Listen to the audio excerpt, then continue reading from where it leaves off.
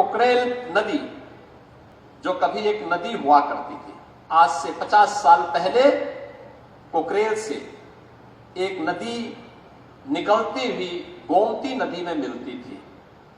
लेकिन 84 के बाद इस पूरी नदी को अपने स्वार्थ के लिए भूमाफियाओं ने पाटना प्रारंभ किया और परिणाम क्या हुआ? जो कभी नदी थी वह फिर नाला बन गया और फिर वह उन बस्तियों के ड्रेनेज को उड़ेलने का एक माध्यम बन गया। उसने एक नदी को तो मारा ही मारा, लेकिन साथ साथ गोमती नदी को भी प्रदूषित करने का काम किया।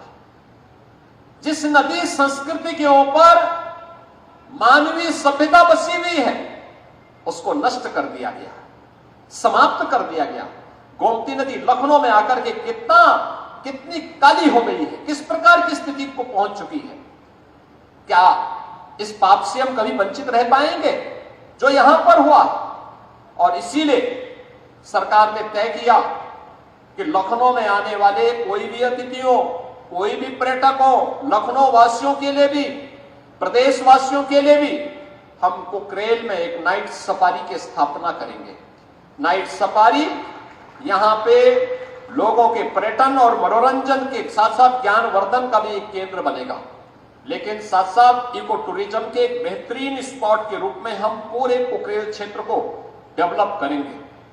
और उसी क्रम में आपने देखा होगा इस क्षेत्र में जो अतिक्रमण था, उस अतिक्रमण को हटा करके जिन लोगों ने यहां पर रजिस्ट्री की थी, उन लोगों को जिनके पास आवास नहीं थे उनको आवास उपलब्ध कराए गए। ऐसे 2100 परिवारों को भी एक एक आवास उपलब्ध करवाने का कार्य एलडीए ने प्रशासन की मदद से यहां पर संपन्न किया, उनको व्यवस्थित पुनर्वास हुआ।